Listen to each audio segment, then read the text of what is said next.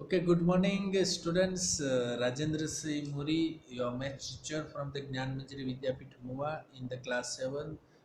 In this unit, last concept is the rational numbers.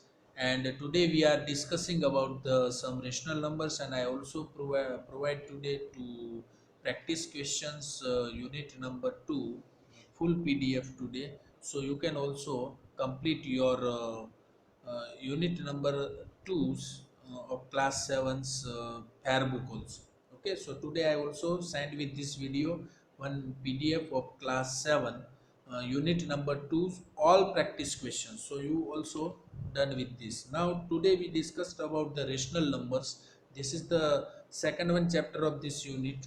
So first we have to conclude the integer chapters and rational number chapters, that is going on to the different concepts available from the page number SB 11 to SB 16 और 18 तक, यानी 22 तक, मतलब SB 11 to SB 22 तक some of the portions is given on to the rational numbers. Okay. So we give the concepts of the rational numbers one by one. How could you represent the following as an integers? यदि हम ऐसा कह सकते हैं 1 kilometre below सी level, तो हम कह सकते हैं कि उसको हम -1 से रिप्रेजेंट करते हैं. अब ये सब चीज़ हम इंटीजर्स में सीख चुके हैं. अब हमें जो चीज़ सीखनी है वो रेशनल नंबर से. और हम ऐसा भी कह सकते हैं कि how could you represent the following as a number, मतलब हमें ऐसा है कि 1/2 किलोमीटर बिलो सी लेवल, हम ऐसा कर सकते हैं 1/2, मतलब ये नंबर हो गया हमारे लिए रेशनल नंबर या फ्रैक्शनल नंबर. तो हम उसको क्या रिप्रेजेंट करेंगे? -1/2, क्योंकि वो सी लेवल से नीचे है. वैसे ही -1/2 इज एन इंटीजर, हम इसको इंटीजर बोलेंगे? नो, इसको हम इंटीजर नहीं बोलेंगे, but this is a represent positive and negative whole numbers, क्योंकि इंटीजर सिर्फ पॉजिटिव और नेगेटिव होल नंबर्स को ही रिप्रेजेंट करते हैं. -1/2 that is not considered as an integer. तो अभी यहाँ पे -1/2 इंटीजर नहीं है, तो वो क्या है? It's a fraction. तो फ्रैक्शन भी नहीं हो सकता, क्योंकि fraction can not be less than zero. वो जीरो से कम नहीं होता, फ्रैक्शन नंबर होता है, वो जीरो से छोटा नहीं होता. तो ये -1/2 क्या है? मैंने ये सब चीज़ पहले भी आपको बताई है. ये रिपीटेशन जस्ट रेशनल नंबर्स का है. सो -1/2 is a one kind of the rational number. इसको हम क्या बोलेंगे?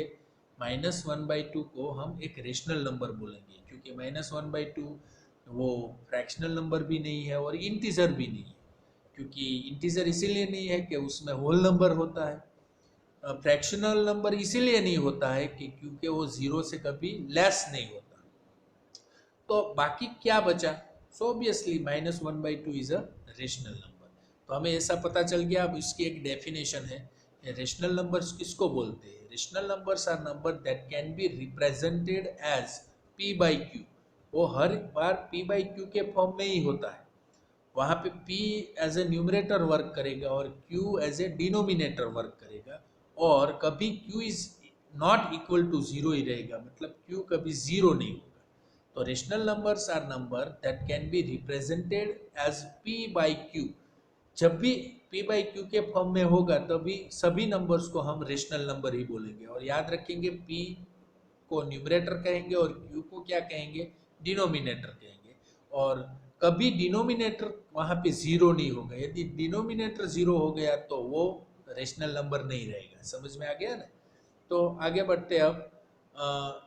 Y can the denominator not be zero? अभी मैंने आपको बताया, क्योंकि let us take example 3/0. 3 can not be divide with the zero. So 3/0 यदि हम कहेंगे तो वो अनडिफाइंड होगा, मतलब उसको हम डिवाइड कभी कर ही नहीं सकते, क्योंकि 0/3 हो सकता है but 3 never divide with the zero. Okay, क्योंकि 3 को जीरो के 3 पार्ट्स में हम कैसे डिवाइड कर सकते हैं? नहीं कर सकते. इसीलिए कभी डिनोमिनेटर जीरो नहीं होता है. इसीलिए q is not equal to zero. समझ में आ गया? अब हम आगे बढ़ते हैं. ये सब चीज़ मैंने आपको पहले भी बता चुकी है. ये एक्सरसाइज मैंने पहले भी आपको बोर्ड थ्रू बताई है. So that is nothing too hard inside that. आपको ये बताना है कि रेशनल नंबर है कि नहीं, और रीज़न के साथ बताना है. तो यहाँ पे इंडिकेट्स किया है कि -8/5 है वो रेशनल नंबर है, यस। 6/-5 वो भी रेशनल नंबर है, -7/-8 वो भी रेशनल नंबर है, क्योंकि वो p/q के फॉर्म में है और q is not equal to 0। आप देखो तीन एग्जाम्पल में कहीं q 0 नहीं, ओके। और 1/2, 5 0 एंड 5/0, इसमें आप देख सकते हैं कि ये 5/0 तो हो ही नहीं सकता रेशनल नंबर, 0 भी रेशनल नंबर नहीं हो सकता। तो 1/2 एंड 5, 2 इंटू 1 यानी 2, 3/2, 3/2 को आप कंसिडर करो तो 1.5 आता है, तो that is a fractional number. So we can say that it's also having the rational number because it's a 3/2 and it is a form of p/q. Similar way, 5 and 0 also be considered as a rational number. -5 and 0 can be expressed as -5/1 और 0/1 हम इसको represent कर सकते हैं। But 5/0 है वो rational number नहीं हो सकता, क्योंकि 5 को 0 से कभी डिवाइड नहीं किया जा सकता। तो ये सब एग्जाम्पल्स है, और एग्जाम्पल के ऊपर से आपको ये पता चलता है कि रेशनल नंबर है कि नहीं। दूसरी चीज़, rational numbers are a combination of fraction and integers. ये दोनों का कॉम्बिनेशन है, इंटीजर नंबर्स का और फ्रैक्शन नंबर्स का कंबाइन कर दो तो वो रेशनल नंबर बन जाता है। जैसे कि यहाँ पे आपको इंडिकेट्स किया है -8/5, 6 -5, जो अभी हमने टेबल में इंडिकेट किया। तो आप देख सकते हो कि इंटीजर्स इसमें कौन से हैं, -5 और 0 दोनों इंटीजर्स है। फ्रैक्शंस में की बात करो तो 1/1/2 वो फ्रैक्शन नंबर है, क्योंकि आपको पता है कि वो 0 से बड़ा ही होगा। यदि वो 0 से कम होगा तो वो रेशनल नंबर होगा। So -8/5, 6/-5 and -7/-8 all are the rational numbers. तो ये सब चीज़ आपका रेशनल नंबर्स को इंट्रोडक्शन पार्ट्स में कंसिडर किया है, और हम ये पूरा कंसेप्ट है उस कंसेप्ट को हम कंसिडर कर रहे हैं। तो कंसेप्ट टाइम आपका 11 जो इंडिकेट्स किया है, उसमें से प्रैक्टिस क्वेश्चन नंबर 7 को आपको कंसिडर करना है। So let us move on to the another portions that is given over here. ये सब चीज आपके एग्जाम्पल्स में गिवन है। Here also three things is very important for you. What are the positive and negative rational numbers? Rational numbers that are greater than 0 are positive. जो 0 से बड़ा है वो पॉजिटिव होगा, और जो rational numbers that are smaller than 0 that all are the negative. वो हमें इंटीजर में पता है ही, वैसे ही सेम रूल रेशनल नंबर में भी इंडिकेट होगा। आप देख सकते हो कि sort the following into positive and negative rational numbers. आपको यहाँ पे पॉजिटिव कौन सा है और नेगेटिव कौन सा है ये इंडिकेट करना है। आप कह सकते हैं कि पॉजिटिव्स कौन कौन से है, -7/8, दोनों ऊपर नीचे दोनों पॉजिटिव नेगेटिव है तो वो पॉजिटिव हो जाएगा, और इस ग्रेटर देन 0 है तो ऑब्वियसली ये पॉजिटिव में होगा। -1/1 into 1/2 it is also greater than 0, तो ये पॉजिटिव होगा। बाकी सब -8/, जो रेड में दिख रहे हैं वो सभी नेगेटिव रेशनल नंबर होंगे, जो ग्रीन में दिख रहे हैं वो सब पॉजिटिव इंटीजर्स होंगे, और 5/0 इट्स नॉट पॉजिटिव और नेगेटिव बोथ, ओके। और 0 भी ऐसा ही है, वो पॉजिटिव और नेगेटिव रेशनल नंबर्स की कैटेगरी में नहीं आता। तो आप देख सकते हैं जो भी ब्लैक में लिखा है वो कोई भी नहीं है, रेड है वो नेगेटिव है और ग्रीन है वो पॉजिटिव। तो अब हम आगे बढ़ते हैं, इसी पोर्शंस को हम आगे ले जाते हैं, और रेशनल नंबर्स के रिलेटेड जो भी थिंग्स है उसको हम एक्सप्लेन कर रहे हैं। इसको कैसे नंबर लाइंस पे रिप्रेजेंट करना है, और इक्विवेलेंट रेशनल नंबर्स किसको बोलते हैं, और rational numbers between two rational numbers किसको हम कहते हैं, और rational number in their standard forms and how to reducing into the rational forms, comparison with the rational numbers, and multiplication of the rational numbers and the division of the rational numbers. All these things we have to cover in this unit. So let us move on to the practice questions so we can easily find out the rational numbers. Okay, I also put this all the practice question today, so you can also directly use this rational numbers practice uh, to your fair book. So rational number portions is completed.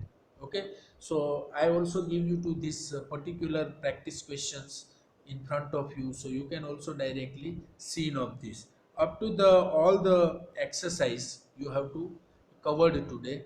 Whatever I sent the PDF, just you have to gone through this all PDFs, and from that PDF you have to write all the practice question in your fair book also, isn't it?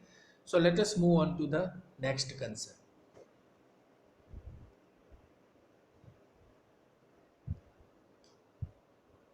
So let us move on to the practice question number 7 that is given into the SB 13. अब ये SP 13 के ऊपर जो practice question दिया गया है वो positive and negative rational numbers के बीच में है, और आपको ऐसा बताना है कि which one of the following rational number is positive और नॉट। आपको 4 नंबर दिए A B C and D। यहाँ पे आपको पता है कि जो C है वो राइट आंसर है, -8/7, 19 - 13, -4/-3 एंड -21/13। आपको याद रखना है कि मैंने आपको अभी रूल बताया कि किसको हम पॉजिटिव बोलते हैं और किसको नेगेटिव बोलते हैं। पॉजिटिव मतलब जीरो से जो बड़ा है उसको हम पॉजिटिव रेशनल नंबर बोलेंगे, जीरो से कम है वो सभी को हम नेगेटिव रेशनल नंबर बोलेंगे। ओके, तो -8/7 को आप कंसीडर करो तो ये 1 से बड़ा है, मतलब ये -8, यानी we have to using the minus sign is there, so zero से कैसा होगा, वो नेगेटिव होगा। तो हमें तो यहाँ पे पॉजिटिव ही बताना है, तो -19 -13 वो भी नेगेटिव होगा, -4 -3 यानी दोनों नेगेटिव साइन कट हो जाएगी तो हम उसको पॉजिटिव कंसीडर करेंगे। -21 30 वो भी एक नेगेटिव साइन ऊपर है तो वो नेगेटिव रहेगी। इसका मतलब ऐसा है कि हम ऐसा बोल सकते हैं कि आपको एक पेज नंबर 42 में एक टेबल दिया गया है, आप उस टेबल को भी देख सकते हो कि नेगेटिव पॉजिटिव जो 7.4 में हम कंसिडर करेंगे, नेगेटिव पॉजिटिव होगा तो नेगेटिव होगा ऐसे। ओके, तो 7.1 एंड 7.2 में सिर्फ आपको ये बताना है कि नेगेटिव कौन सा है और पॉजिटिव कौन सा है। ओके, जैसे कि यहाँ पे सीधा 7.1 का आंसर सी है और 7.2 का आंसर बी है। सिमिलर वे 7.3 जो आपका क्वेश्चन है, identify the rational numbers from the choice below, explain your reason for each choice. मतलब 1.5 है पहला, तो 1.5 है identify the rational number from the choices below available. Practice question number 7 की मैं बात कर रहा हूँ, आप अपने सप्लीमेंट्री बुक में भी देख सकते हो 7.3, और 7.3 में आप देख सकते हो 1.5 वाला। तो 1.5 it can be return as 3/2, 1.5 को 3/2 भी रिटर्न कर सकते हो ना, 3/2 यदि हम लिख सकते हैं तो ये P/Q के फॉर्म में हो गया, इसीलिए हम उसको बोल सकते हैं कि 1.5 इज ए रेशनल नंबर। -5 को 1 से डिवाइड कर सकते हैं, यानी वो भी P/Q के फॉर्म में लिख सकते हैं। फिर -7/0, कभी किसी भी नंबर को 0 से डिवाइड नहीं किया जा सकता, so it is not defined, so we can't say that it's a rational number. D1 है वो -0.1 है, तो -1 को भी -1/10 कर दे तो ये 0.1 को यदि नंबर्स होल नंबर में कन्वर्ट कर दे तो 1/10 लिख सकते हैं ना, 0.1 को हम 1/10 भी लिख सकते हैं, तो -1/10 हुआ, तो -1/10 is in the form of P/Q, so we can also put it into the form of rational numbers. Similar way, E is a 0, so 0 it can be expressed in the form of P/Q, इसको भी हम P/Q के form में लिख सकते हैं। 0/5 it is also in the form of P/Q। तो इसमें से आप देख सकते हैं कि C है जो वही एक रेशनल नंबर नहीं हो सकता, बाकी सभी P/Q के फॉर्म में हम लिख सकते हैं। Is it clear? ये 7.3 का क्वेश्चन था, और मैं आज आपको एक PDF भी भेज रहा हूँ, यानी आप अपनी फेयर बुक पूरे एक्सरसाइज आज रेशनल नंबर्स को कंप्लीट करके आपको भेजना है। उसमें से मैं पर्टिकुलर जो भी होमवर्क में लास्ट में दूंगा, 7 प्रैक्टिस क्वेश्चन नंबर 7 आज आपके होमवर्क में पूरी रहेगी, तो आप वीडियो में से भी देख सकते हो और या PDF में भी से भी देख सकते हो, और पूरी एक्सरसाइज यहाँ पे आपको आज होमवर्क में सेंड करनी है। Okay, so let us move on to the practice question number 7 का 7.4, जो अभी मैंने आपको बताया कि negative positive right to rational number that fulfil each of the condition in the table below. मतलब आपको ऐसे दो नंबर्स लिखने हैं जो नेगेटिव पॉजिटिव को कंसीडर, कोई भी नंबर लिख सकते हो, यहाँ पे जो आंसर दिया है वही लिखना जरूरी नहीं है, आप अपनी तरह से भी लिख सकते हो। कोई भी नेगेटिव और एक पॉजिटिव आप लिखेंगे, नेगेटिव पॉजिटिव नेगेटिव लिखेंगे, फिर बाद में नेगेटिव नेगेटिव लिखेंगे, तो रेशनल नंबर्स की आप इंडिकेशन, तो ये टेबल आपका आंसर रहेगा। तो यहाँ पे आपका प्रैक्टिस क्वेश्चन नंबर 7 है वो कंप्लीट हो जाता है। और प्रैक्टिस क्वेश्चन नंबर 8 की मैं बात कर रहा हूँ अभी। तो प्रैक्टिस क्वेश्चन नंबर 8 में आपको क्या करना है, that is the equivalent rational numbers और rational numbers between two rational numbers आपको फाइंड करना है। तो अभी आप देख सकते हो कि find 5 rational numbers between the following answer do not cover all the possible answers. ऐसा जरूर नहीं है कि सभी पॉसिबल आंसर आप अपनी तरह से भी कर सकते हैं। तो 2/7 एंड 3/4 आप दोनों के बीच में पॉसिबल जितने भी नंबर है उसको आप कंसिडर करें। तो आपको पहले भी बता चुके हैं हम कि इसको कैसे हम कंसिडर करेंगे। तो 2/7 है एंड 3/4, तो इसके पॉसिबल कितने नंबर्स हो सकते हैं। यहाँ पे एक नंबर है कि 2/7 है, उसका डिनोमिनेटर है वो 7 है और 3/4 का 4 है। तो 7 और 4 के बीच में जो कॉमन मल्टीपल हो उससे हम मल्टीप्लाई, और पहले हम डिनोमिनेटर इक्वल करेंगे।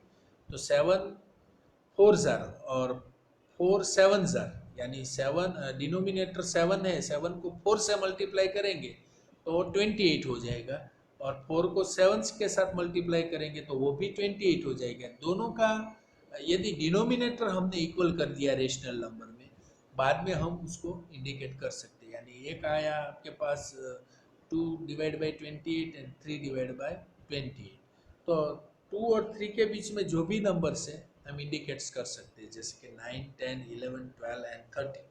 Is it okay. तो ऐसे ही आप 8.1 में सभी के 5 रेशनल नंबर्स आपको दिखाने हैं। तो कितने रेशनल नंबर होने चाहिए, 5। तो पांचों 5 रेशनल नंबर्स यहाँ पे इंडिकेट किए गए। ओके, -3 एंड -4 के बीच, 5/7 एंड 6/7 के बीच, -5 एंड 5/3 एंड -8/7 के बीच, जो भी रेशनल नंबर्स है। You can also solve out the portions of concept time 15 also, and you can also give here the steps and the examples also. तो हमें क्या करना है कि जब भी हम यूज करेंगे तब हम यदि सेम डिनोमिनेटर होंगे, जैसे कि 5/7 एंड 6/7 है, तो वहाँ पे सेम डिनोमिनेटर, तो same denominator numerator difference more than 1, हम इसका स्टेप्स यूज कर सकते हैं। ओके, तो that is also be given in 44 and 45 page. You can also write down this all the steps for understanding the examples. So यहाँ पे आपको practice question number 8 के 8.1 और 8.2 दोनों गिवन है। How many rational numbers lies between 0 and 5। तो आप देख सकते हैं 0 एंड 5 के बीच में कितने रेशनल नंबर्स हैं, बहुत सारे हो सकते हैं। अभी हमने बताया कि रेशनल नंबर्स किसी दो नंबर के बीच में इनफाइनाइट हो सकते हैं, तो इसका आंसर ऑब्वियसली इनफाइनाइट ही रहेगा। 0 एंड 5 की बात नहीं कर रहे, कोई भी नंबर, दो नंबर से यदि आप यूज करेंगे, कोई भी दो होल नंबर्स, इसके बीच में infinite whole number rational numbers होते हैं। Is it okay. फिर प्रैक्टिस क्वेश्चन नंबर 9 की मैं बात कर रहा हूँ। तो प्रैक्टिस क्वेश्चन नंबर 9 में आप कंसिडर करेंगे जो भी चीज़ डिवीजन और मल्टीप्लिकेशंस की बात करें तो फाइंड द सम ऑफ, मतलब हमें यहाँ पे सम करना है 8/13 एंड 3/11। तो पहले हम क्या करेंगे, एलसीएम निकालेंगे। 13 और 11 का जो एलसीएम 143 निकलेगा। तो 143 निकलेगा, तो 143 को 8/13 से पहले मल्टीप्लाई करेंगे। तो यहाँ पे 8/13 एंड 3/11 जो है, इसमें 13 और 11 का एलसीएम निकाल के फिर सिंप्लीफाई करेंगे, तो इसका आंसर रहेगा 127/143। तो ये चीज़ भी बड़ी इजी है, find the sum of it. 7/3 and -4/3, that is also be easy because we have to using the sum of it. दोनों के बीच में सम करना है, तो 7/3 प्लस -4/3, यहाँ डिनोमिनेटर सेम है तो सीधा सब्ट्रैक्शन हो जाएगा, 7 में से -4 गया तो कितना बचता है 3, और नीचे डिनोमिनेटर तो 3 है ही, तो 3/3 का मतलब क्या होता है 1। समझ में आ गया। वैसे ही 9.2 you have to using the subtraction, मतलब एडिशन, सब्ट्रैक्शन एंड मल्टीप्लिकेशन, तीनों चीज यहाँ पे आपको प्रैक्टिस क्वेश्चन नंबर 9 में कंसिडर करनी है। तो 29/4 minus 30/7, so that's why we got 83/28. Because of denominator similar नहीं है तो आपको डिनोमिनेटर सिमिलर बनाना है। डिनोमिनेटर सिमिलर बन जाने के बाद you can directly use it. तो यहाँ पे डिनोमिनेटर क्या होगा 28 होगा, तो आप सीधा 29 और -30 को सब्ट्रैक्शन यूज कर सकते हैं। ओके, तो ये 9.2 का आंसर भी यहाँ पे मैंने आपको दिया है। You can also show out this all the things is available in your supplementary book. तो आप इसके स्टैंडर्ड्स फॉर्म्स में, डिवीजन में, मल्टीप्लिकेशन में और एडिशन में आप ये क्वेश्चंस यूज कर सकते हैं। तो ये प्रैक्टिस क्वेश्चन नंबर 9 में पहले सम फाइंड करना है, फिर सॉल्व करना है, एंड देन 9.3 में फाइंड द प्रोडक्ट यानी मल्टीप्लिकेशन करना है, -4/5 इंटू मतलब मल्टीप्लाई बाय -5/12। तो इसको भी आप यूज कर सकते हो और इसका आंसर आपका 20/60 रहेगा। तो इस तरह से 9.3 और 9.4 तक के क्वेश्चंस का आंसर मैंने आपको बताया है। और लास्ट वन जो आपकी प्रैक्टिस क्वेश्चन 10 है, इसमें थोड़े वर्ड प्रॉब्लम टाइप के क्वेश्चन है, वो भी यहाँ पे इंडिकेट कर रहा हूँ मैं। एक सबमरीन वाला था जो आज मैं आपको PDF में भी भेज रहा हूँ, तो उसमें से भी आप डायरेक्टली लिख सकते हो। और ये जो पूरा है उसमें आपको वर्ड प्रॉब्लम की तरह करना है कि पहले क्या था और किस रेशनल नंबर के बीच आपको मल्टीप्लिकेशन करना है, ये चीज़ इंडिकेट किया है प्रैक्टिस क्वेश्चन नंबर 10 में। और 10.1 और 10.2 को कंसीडर किया तो 10.2 में भी इसी तरह का उसका आंसर यहाँ पे इंडिकेट्स किया है। एंड 10.3 जो क्वेश्चन था उसमें form a rock measuring 68 metres, that is also be covered over here. तो ये जो तीन क्वेश्चन है प्रैक्टिस क्वेश्चन नंबर 10 के, ये तीनों वर्ड प्रॉब्लम आज आपको होमवर्क में भी लिख के मुझे भेजना है। 10.1, 10.2 एंड 10.3 यानी practice question number 9 and practice question number 10, ये दोनों भी आज आपको अपने होमवर्क में मुझे सेंड करना है। ओके, तो यहाँ पे आपका rational number point of view points जो है that we covered today, and up to the practice question number 10, आज जो मैं आपको PDF भेज रहा हूँ up to practice question number 10 तक की पूरी यूनिट 2 की, जिसमें हमने 2 चैप्टर कंक्लूड किए, एक इंटीजर एंड दूसरा रेशनल नंबर। ये दोनों चैप्टर्स अब यूनिट नंबर 2 का ख़त्म हो गया, और उसके रिलेटेड जो भी मैं एक्सरसाइज आपको भेज रहा हूँ वो पूरी एक्सरसाइज आप अपने फेयर बुक में लिख लेनी है। ओके, अब जो हम जा रहे हैं वो यूनिट नंबर 3 की ओर। यूनिट 3 जो है वो डेटा हैंडलिंग एंड एक्सपोनेंट के ऊपर है। फिर से मैं बोल रहा हूँ कि let us move on to the next portion, that portion is considered here. So अब हम यूनिट नंबर 3 की ओर चल रहे हैं। Unit number 3 that is data handling and exponent. अब यूनिट नंबर 3 के पूरे पॉइंट्स में यूनिट नंबर 3 में भी 2 चैप्टर है। जैसे यूनिट नंबर 2 में हमने 2 चैप्टर्स कवर किए, इंटीजर्स एंड रेशनल नंबर्स, वैसे ही यूनिट नंबर 3 में भी डेटा हैंडलिंग एंड एक्सपोनेंट, ये दोनों कंसेप्ट्स यहाँ पे हम क्लियर करने वाले हैं। तो अभी डेटा हैंडलिंग एंड एक्सपोनेंट्स में से यूनिट नंबर 3 में आप पेज नंबर 53 आपकी सप्लीमेंट्री बुक में देखेंगे तो 53 पेज नंबर के ऊपर यूनिट 3 का एक्सप्लेनेशन दिया है।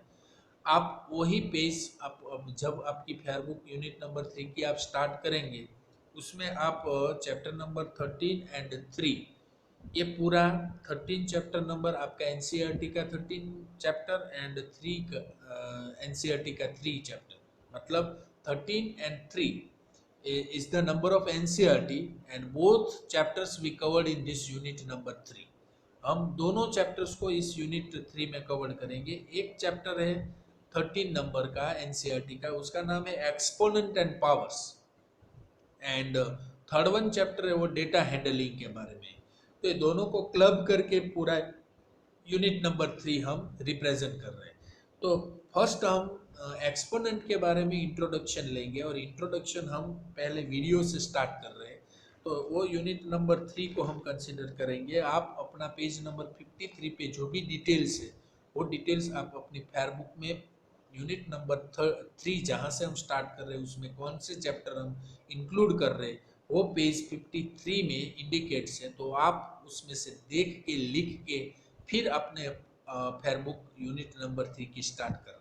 Okay, so let us starts with this video to introduction of the exponents. Okay, so let us move on it.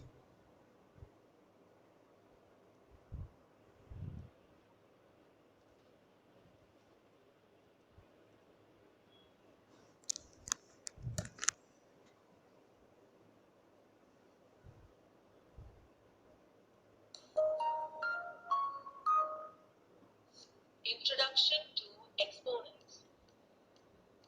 Let me tell you an interesting story today. Once upon a time, there was a king who had been offered a great service by a wise girl. In turn, the king offered her a wish. The wise girl made an odd wish. She said, "Give me a rice grain every day, starting with 2 grains on the first square of your chessboard. As you move on to the second square on day 2, send double the number of rice grains delivered on day 1. Continue to double the rice grains each day till all 64 squares are covered." The king accepted this wish. So, on day 1, 2 rice grains were sent to the girl's house. On day 2, double the number of rice grains sent on day 1 were delivered to the girl's house. On day 3, double the number of rice grains sent on day 2 were delivered to the girl's house. So, with this information, can you guess how many rice grains were delivered on day 10?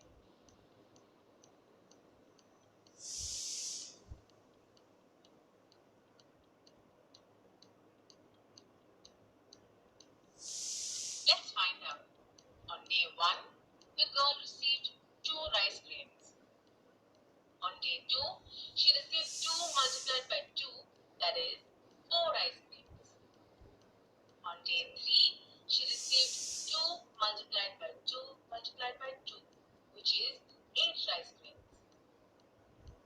On day 10, she received 2 multiplied by 2 multiplied by 2 multiplied by 2 10 times, which is 1024 rice grains.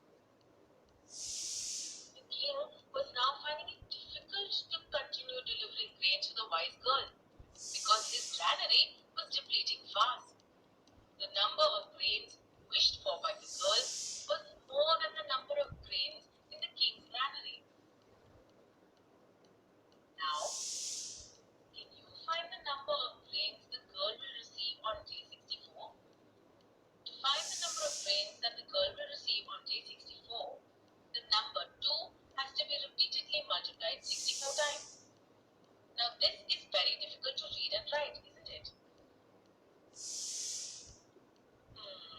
Is there a better way to represent this repeated multiplication? Yes, repeated multiplication of a number by itself can be represented in an easier manner, that is, by using exponents. The number that gets multiplied repeatedly is called the base, and the number of times it is multiplied is called the exponent. So, in our current example, the base number is 2, and 2 is being multiplied 64 times. So, 64 will be the exponent. Now, how do we read a number in the exponent form? We read a number in the exponent form as the base number raised to the power of the exponent. So, in our example, we read the number as 2 raised to the power of 64. Now, how do we represent this number as a product in the exponent form?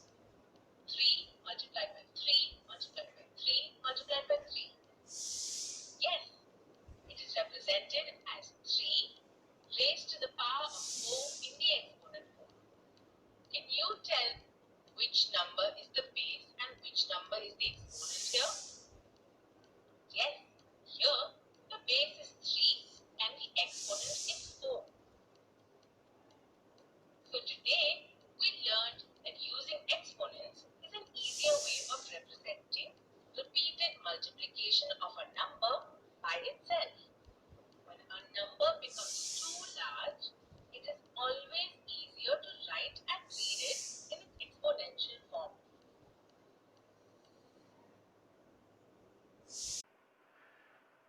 So, after watching this video, we have to go for this exponent chapter, and we just started with this.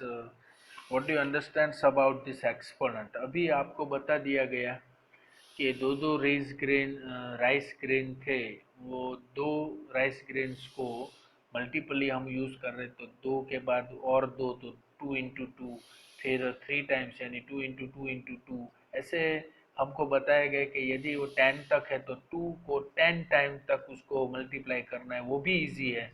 But last में उस video में बताया कि यदि वो 64 तक हम उसको मल्टीप्लाई करेंगे 2 को, तो ये तो टाइम कंज्यूमिंग हो जाएगा, तो इसके वजह हम ऐसे यूज़ करें, इसके वजह हम अलग तरीके से उसको यूज़ करें तो कैसे करें। तो 2⁻64 यानी हम उसका एक्सपोनेंट यूज़ करते हैं, उसको 64 को हम वहाँ पे एक्सपोनेंट बोलते हैं। ये चीज़ हम वीडियो में से देखें, तो इस तरह के क्वेश्चंस को हम आगे बढ़ाते हैं, और आगे बढ़ाने के लिए हम यूज़ करेंगे So let us move on to the base and exponent in the unit number 3. So starts with this base and exponents point of view. First we have to going for that. What do you mean by 3⁻4? अब यहाँ पे एक चीज़ बताई गई है और video में भी हमने अभी देखा. So what do you mean by 3⁻4? What is the base? What is the exponent? इसमें आप देख सकते हैं कि यदि 3⁻4 रेज वर्ड में यूज कर रहा हूँ, 3⁻4 मतलब 3 के ऊपर 4 है, तो अभी 3 को क्या बोले और 4 को क्या बोले, just we have to check. 3⁻4 का मतलब होता है 3 का 4 टाइम मल्टीप्लीकेशन, ओके, 3 × 3 × 3 × 3। जैसे अभी हमने वीडियो में देखा, वैसे 2⁻2 था, 2⁻3 था, 2⁻4 था, वैसे ही 3⁻4 है, मतलब 3 कितनी बार है, 4 बार।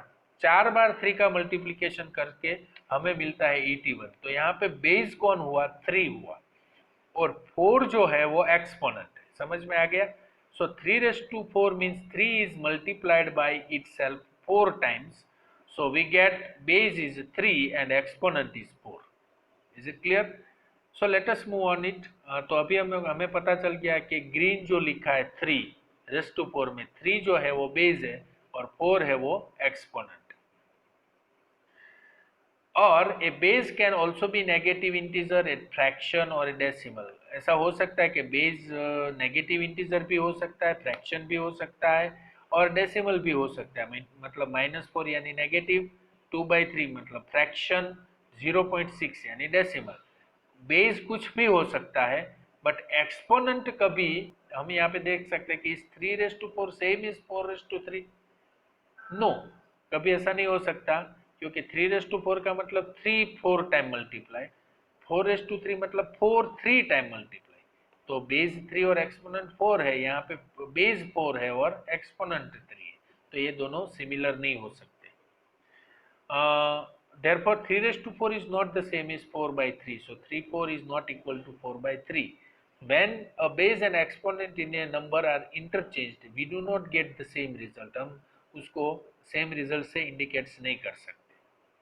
वैसे ही हम यहाँ पे देख सकते हैं कि ए, बी और सी में 3 नंबर्स आपको यहाँ पे दिया गया। -3 है, multiply by -3 multiply by -3 into -3 मतलब 5 times we have to got that -3। तो हम इसको ऐसा लिख सकते हैं ना, -3⁻5 मतलब -3 बेस हो गया, और कितने बार उस वही नंबर का मल्टीप्लिकेशन हो रहा है, तो एक्सपोनेंट इसका क्या हो जाएगा, 5।